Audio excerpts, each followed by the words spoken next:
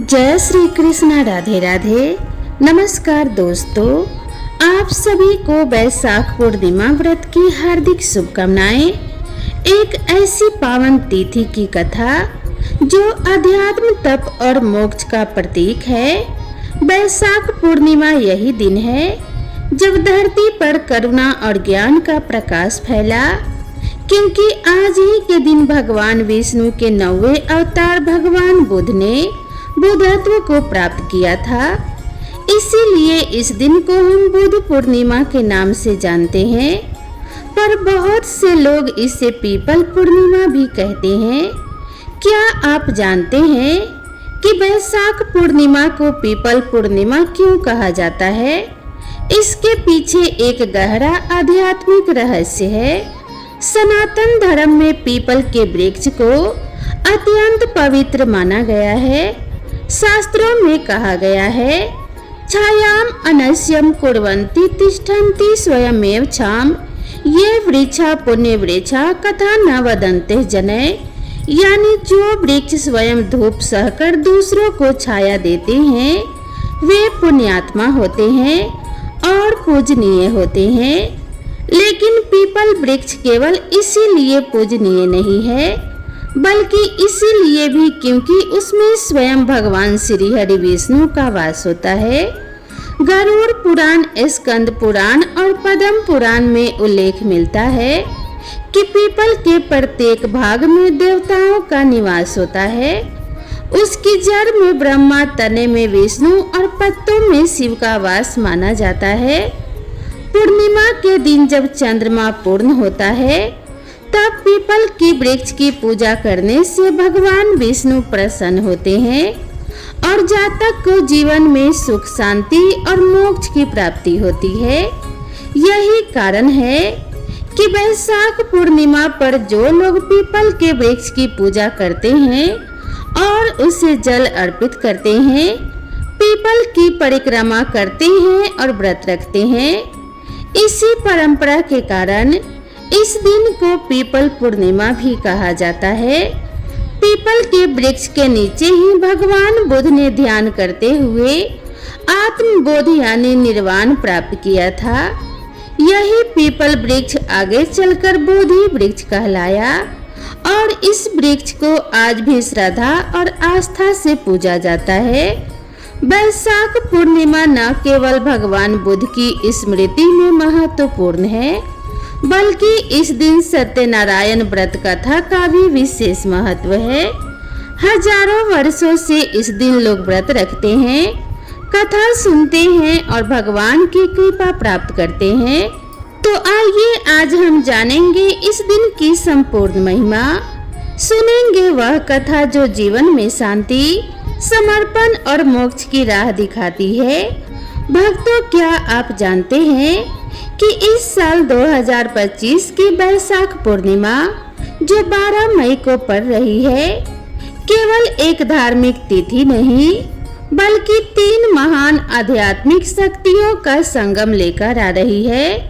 वैशाख मास की पूर्णिमा को गंगा तीर्थ या पवित्र नदियों में स्नान करने और दान देने से हजारों यज्ञों के बराबर पुण्य प्राप्त होता है। धर्म शास्त्रों में कहा गया है, वैशाखी मास से पुण्या स्नान दानम महाफलम। इस दिन दिया गया अन्न, वस्त्र, जल और स्वर्ण का दान जीवन के पापों का शमन करता है और मोक्ष के द्वार को खोलता है। लेकिन यही नहीं, इस बार का योग और भी विशेष है, क्योंकि 12 मई को पूर्णिमा है और अगले ही दिन इस बार 13 मई से एक और चमत्कारी अध्याय शुरू होने जा रहा है। बुढ़वा मंगल और बड़ा मंगल का पावन दौर, वो मंगलवारें जो भगवान हनुमान के अनन्य भक्तों के लिए विशेष फलदायक माने जाते हैं। ये वो मंगल हैं जो भगवान हनुमान जी को समर्पित होते हैं और उत्तर भारत में विशेष रूप से इन्हें अत्यंत चमत्कारी माना जाता है। इस तरह 2025 की वैशाख पूर्णिमा एक ऐसा अनोखा संयोग लेकर आई है जहां भगवान बुद्ध की करुणा, स्नान दान की पवित्रता और हनुमान जी की कृपा, तीनों एक के बाद एक हमारी आत्मा, शरीर और जीवन को पवित्र कर सकते हैं। तो आज मैं आप सभी को सुना रही हूँ वैशाख पूर्णिमा की बड़ी ही दुर्लभ कथा। तो आप लोग बड़ी ही श्रद्धा और प्रसन्नचित मन से इन कथाओं को पूरा अवश्य सुनिए। श्री कृष्ण ने यशोदा जी को बताया कि 32 पूर्णिमाओं के व्रत करने से क्या फल मिलता है और सर्वप्रथम इस व्रत को मृत्यु लोक में किसने किया था। द्वापर युग में एक समय की बात है कि यशोदा जी ने श्री कृष्ण से कहा कि हे कृष्ण, तुम सारे संसार के उत्पन्न करता, पोषण तथा उसके संहार करता हो। आज कोई ऐसा व्रत मुझसे कहो जिसके करने से मृत्यु लोक में स्त्रियों को विधवा होने का भय ना रहे तथा यह व्रत सभी मनुष्यों की मनोकामना पूर्ण करने वाला हो। श्री कृष्ण कहने लगे कि हे माता, तुमने अति सुंदर प्रश्न किया है। मैं तुमसे ऐसे ही व्रत को सविस्तार कहता हूँ। सौभाग्य की प्राप्ति के लिए स्त्रियों को दात्री सत अर्थात 32 पूर्णिमाओं का व्रत करना चाहिए। इस व्रत को करने से स्त्रियों को सौभाग्य और संपत्ति मिलती है। यह व्रत अचल सौभाग्य को देने वाला और भगवान शंकर के प्रति मनुष्य मात्र की भक्ति को बढ़ाने वाला है। यशोदा जी कहने लगी कि हे कृष्ण, सर्वप्रथम इस व्रत को मृत्यु लोक में किसने किया था, इसके विषय में विस्तार पूर्वक मुझसे कहो। श्री कृष्ण जी कहने लगे कि इस भूमंडल पर एक अत्यंत प्रसिद्ध राजा चंद्रहास से पालित अनेक प्रकार के रत्नों से परिपूर्ण कातिका नाम की एक नगरी थी। वहाँ धनेश्वर नाम का एक ब्राह्मण था और इसकी स्त्री अति सुशील और रूपवती थी। दोनों ही उस नगरी में बड़े प्रेम के साथ रहते थे। घर में धन्य धान्य आदि की कोई कमी नहीं थी। उनको एक बड़ा दुख था, उनकी कोई संतान नहीं थी, जिस वजह से वह बहुत दुखी रहते थे। एक दिन एक बड़ा तपस्वी योगी उस नगरी में आया। वह योगी बाकी सभी घरों से भिक्षा मांगकर भोजन किया करता था, लेकिन उस ब्राह्मण के घर से भिक्षा नहीं मांगा करता था। एक दिन योगी गंगा किनारे भिक्षा मांगकर प्रेम पूर्वक खा रहा था कि धनेश्वर ने योगी को यह सब करते देख लिया। धनेश्वर योगी से बोले, आप सभी घरों से भिक्षा लेते हैं, परंतु मेरे घर की भिक्षा कभी नहीं लेते। आखिर इसका क्या कारण है?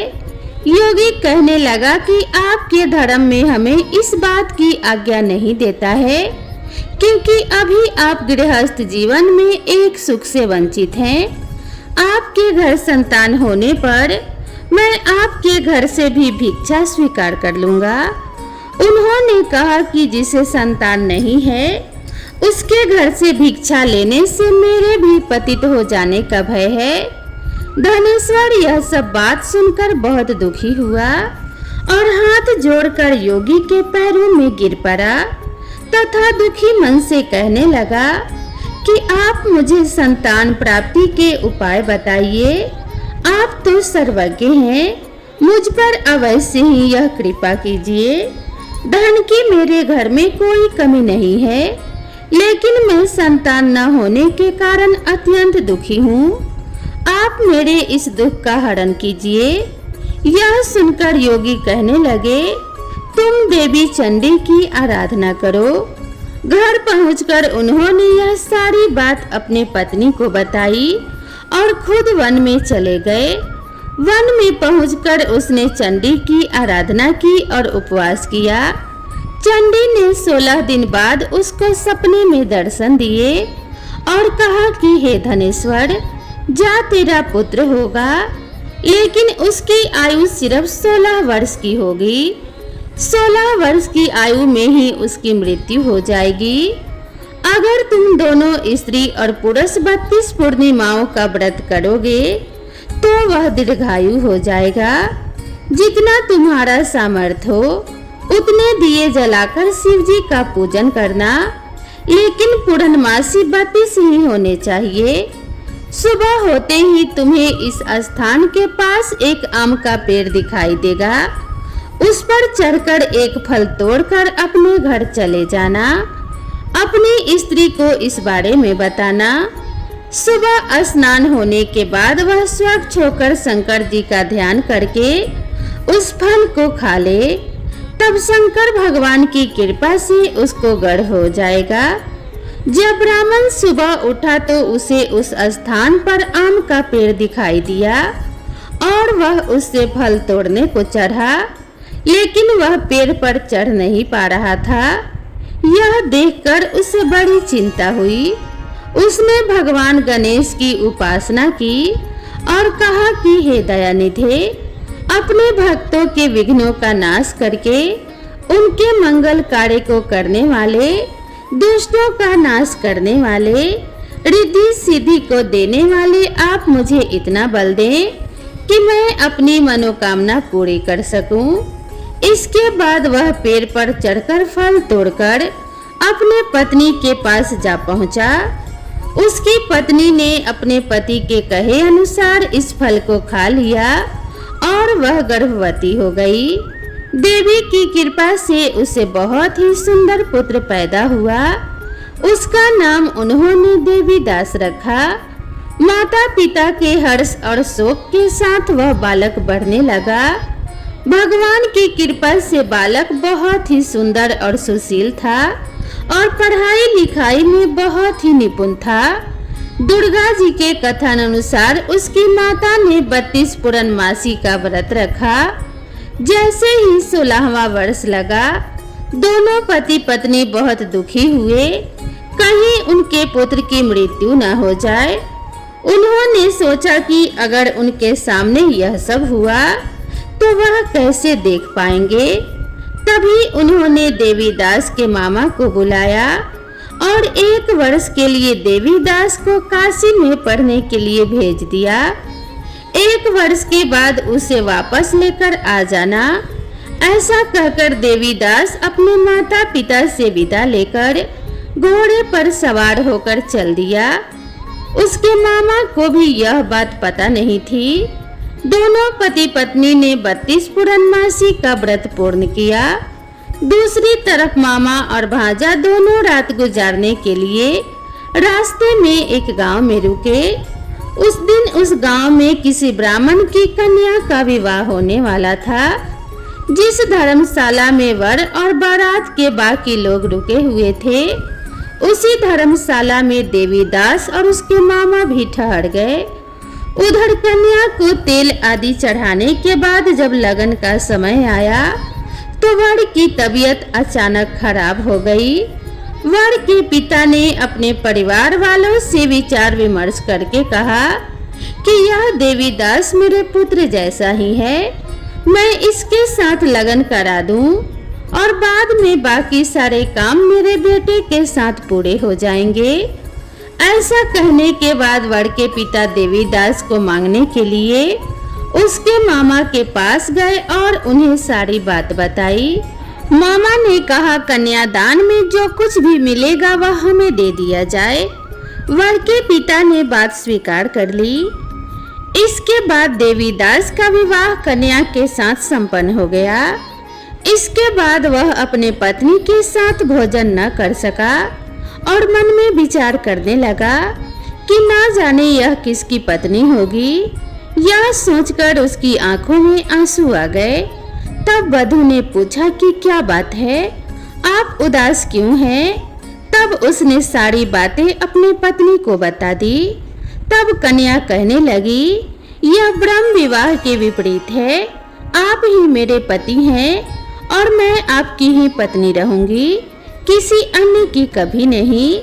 तब देवीदास ने कहा, ऐसा मत करिए, क्योंकि मेरी आयु बहुत कम है, मेरे बाद आपका क्या होगा। लेकिन उसकी पत्नी नहीं मानी और बोली, स्वामी आप भोजन कीजिए। दोनों रात में सोने के लिए चले गए। सुबह देवीदास ने पत्नी को 4 नगों से जड़ी एक अंगूठी दी और एक रुमाल दिया और बोला कि हे प्रिय, इसे लो और संकेत समझकर स्थिर चित हो जाओ। मेरे मरण और जीवन को जानने के लिए एक पुष्प वाटिका बना लो और उसमें सुगंधी वाली एक नवमल्लिका लगा लो। उसको प्रतिदिन जल से सींचा करो और आनंद के साथ खेलो कूदो। जिस समय और जिस दिन मेरा प्राणांत होगा उस दिन यह फूल सूख जाएंगे और जब यह फिर से हरे भरे हो जाएं तो जान लेना कि मैं जीवित हूँ। यह समझाकर वह वहां से चला गया। इसके बाद जब वर और बाकी बाराती मंडप में आए तो कन्या ने उसे देखकर कहा कि यह मेरा पति नहीं है, मेरे पति वह हैं जिनके साथ रात में मेरा विवाह हुआ है। इसके साथ मेरा विवाह नहीं हुआ है। अगर यह वही है तो बताएं कि मैंने इसे क्या दिया है। साथ ही कन्या के दान के समय के आभूषण मिले उन्हें दिखाएं। कन्या की ये सारी बातें सुनकर वह कहने लगा कि मैं यह सब नहीं जानता। इसके बाद सारे बारात भी अपमानित होकर लौट गई। भगवान श्री कृष्ण बोले कि हे माता, इस प्रकार देवीदास काशी चला गया। कुछ समय जब बीत गया तो एक सर्प उसको डसने के लिए वहां आया, लेकिन उसको वह काट नहीं पाया क्योंकि उसके माता ने पहले ही 32 पूर्णिमा के व्रत कर लिए थे। इसके बाद खुद काल वहां आ पहुंचा। भगवान की कृपा से तभी वहां माता पार्वती और भगवान गणेश आ गए। देवीदास को मूर्छित दशा में देखकर माता पार्वती ने भगवान शिव से प्रार्थना की कि महाराज, इस बालक की माता ने पहले ही 32 पूर्णिमा के व्रत कर लिए हैं, आप इसको प्राण दान दें। भगवान शिव ने माता पार्वती के कहने पर उसे प्राण दान दे दिया।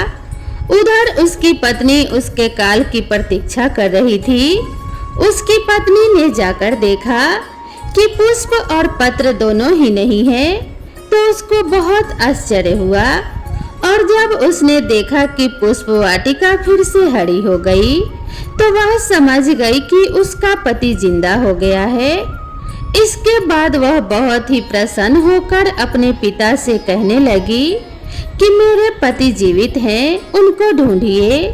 जब 16वां वर्ष व्यतीत हो गया तो देवीदास भी अपने मामा के साथ काशी से चल दिया। इधर उसकी पत्नी के परिवार वाले उन्हें ढूंढने के लिए जा ही रहे थे कि उन्होंने देखा कि देवीदास और उसका मामा उधर ही आ रहे थे। उसको देखकर उनके ससुर बहुत प्रसन्न हुए और उसे अपने घर ले आए। वहां सारा नगर इकट्ठा हो गया और कन्या ने भी उसे पहचान लिया। देवीदास इसके बाद अपनी पत्नी और मामा को लेकर वहां से चल दिया। उसके ससुर ने भी उसे बहुत धन दहेज देकर विदा किया। जब वह अपने घर की तरफ चल रहा था तो उसके माता पिता को लोगों ने खबर कर दी, तुम्हारा पुत्र देवीदास अपनी पत्नी और मामा के साथ आ रहा है। ऐसा समाचार सुनकर पहले तो उन्हें विश्वास ही नहीं हुआ, लेकिन जब देवीदास आया और उसने अपने माता पिता के पैर छुए तो देवीदास के माता पिता ने उनका माथा चूमा और दोनों को अपने सीने से लगा लिया। दोनों की आने की खुशी में धनेश्वर ने बहुत दान दक्षिणा ब्राह्मणों को दी। श्री कृष्ण कहने लगे कि हे माता, इस तरह धनेश्वर को 32 पूर्णिमाओं के व्रत के प्रभाव से संतान की प्राप्ति हुई। जो स्त्रियां इस व्रत को करती है वह जन्म जन्मांतरों तक वैधव्य का दुख नहीं भोगती और सदैव सौभाग्यवती रहती हैं। यह मेरा वचन है। यह व्रत संतान देने वाला और सभी मनोकामनाओं को पूर्ण करने वाला है। तो प्रेम से बोलिए हरे कृष्णा राधे राधे। अब आइए श्रवण करते हैं हनुमान जी के बुढ़वा मंगल की विशेष कथा, जिसे सुनने मात्र से सभी देवी देवताओं की कृपा प्राप्त होती है। जय श्री राम। ज्येष्ठ माह के मंगलवार को क्यों कहा जाता है बुढ़वा मंगल? जाने इस दिन हनुमान जी को क्या अर्पित करें। पौराणिक कथाओं के मुताबिक महाभारत काल में कुंती पुत्र भीम को अपनी शक्ति और ताकत का घमंड हो गया था। ऐसे में भीम को सबक सिखाने के लिए एक बार बजरंग बली ने बूढ़े वानर का रूप अपनाया था। बूढ़े वानर के रूप में हनुमान जी ने भीम को परास्त किया था, जिसके बाद भीम को अपने शक्ति का घमंड दूर हुआ। कहते हैं कि वह दिन ज्येष्ठ माह का मंगलवार का दिन था, जब राम भक्त हनुमान ने बूढ़े वानर के रूप को धारण किया था। इसके बाद से ही ज्येष्ठ माह के हर मंगलवार को बुढ़वा मंगलवार कहा जाने लगा। दूसरी मान्यता के मुताबिक ज्येष्ठ माह के मंगलवार के दिन ही प्रभु श्री राम से बजरंग बली का मिलन हुआ था, इसीलिए इस दिन को बड़ा मंगल कहा जाता है। धार्मिक मान्यताओं के अनुसार बड़ा मंगल के दिन हनुमान जी और भगवान राम की पूजा करने से विशेष शुभ फलों की प्राप्ति होती है। बड़ा मंगल के दिन हनुमान जी को अर्पित करें ये चीजें। बड़ा मंगल या बुढ़वा मंगल के दिन बजरंग बली को बूंदी के लड्डू का भोग लगाएं। इसके अलावा हनुमान जी को सिंदूर चमेली का तेल, लाल वस्त्र जरूर चढ़ाएं। इन चीजों को अर्पित करने से हनुमान जी भक्तों से प्रसन्न होते हैं और अपनी कृपा उन पर बरसाते हैं। भक्तों, अब हम सुनेंगे बुद्ध पूर्णिमा की कथा। बहुत प्राचीन समय की बात है। हिमालय की तलहटी में स्थित एक छोटे से राज्य विपुलपुर में एक राजा था, राजा विश्रांत। वह बलशाली, धनी और वैभवशाली था, लेकिन घमंड में चूर था। उसे लगता था कि संसार में सबसे शक्तिशाली वही है। धन, सेना और सत्ता के बल पर वह जो चाहे कर सकता है, परंतु उसके भीतर शांति नहीं थी। रातों को नींद नहीं आती थी। एक बैसाख पूर्णिमा की सुबह दरबार में एक वृद्ध भिक्षु आया। उसने राजा से कहा, राजन, आज बैसाख पूर्णिमा है। क्या आप जानते हैं कि आज ही के दिन भगवान बुद्ध का जन्म हुआ था और इसी दिन उन्हें बोधि भी प्राप्त हुई थी। और संयोग देखिए, इसी दिन उन्होंने शरीर भी त्यागा। यह दिन आत्मज्ञान, त्याग और करुणा का प्रतीक है। राजा ने भिक्षु की बातों को हल्के में लिया और कहा, भिक्षु, ये सब बातें साधुओं के लिए है। राजा को शक्ति चाहिए, शांति नहीं। भिक्षु मुस्कुराया और बोला, तो सुनिए उस सिद्धार्थ की कथा, जिसने एक सम्राट होकर भी वैभव को त्यागा और संपूर्ण संसार को सच्चे सुख का मार्ग दिखाया। राजा उत्सुक हो गए। उसने भिक्षु को बैठने का आदेश दिया और अब भिक्षु ने भगवान बुद्ध की दिव्य कथा सुनानी शुरू की। कपिलवस्तु के राजा शुद्धोधन के घर जब पुत्र का जन्म हुआ, तो ज्योतिषियों ने बताया कि यह बालक या तो चक्रवर्ती सम्राट बनेगा या फिर एक महान सन्यासी। राजा को भय था कि उसका पुत्र वैराग्य न ले ले, इसीलिए उसने सिद्धार्थ को महल में सुख सुविधाओं से घेर दिया, लेकिन विधि को कुछ और ही स्वीकार था। एक दिन सिद्धार्थ ने महल से बाहर निकलकर 3 दृश्य देखे, एक वृद्ध, एक रोगी और एक मृत शरीर। फिर उन्होंने एक सन्यासी को शांत मुद्रा में चलते देखा। उनका हृदय विचलित हो गया। उन्होंने विचार किया, क्या यही जीवन है? जन्म, रोग, बुढ़ापा और मृत्यु। उनका मन संसार से विरक्त हो गया। 29 वर्ष की आयु में उन्होंने रथ लिया, पत्नी यशोधरा और पुत्र राहुल को प्रणाम किया और वन की ओर ज्ञान की खोज में निकल पड़े। वर्षों तक उन्होंने कठोर तपस्या की, लेकिन आत्मज्ञान प्राप्त न हुआ। अंततः बोध गया में एक पीपल के वृक्ष के नीचे बैठकर ध्यान किया और संकल्प लिया, जब तक एक सत्य का बोध न हो मैं यहाँ से नहीं उठूंगा। और बैसाख पूर्णिमा की पावन रात को उन्होंने ब्रह्म ज्ञान प्राप्त किया। अब वे केवल सिद्धार्थ नहीं बुद्ध बन चुके थे।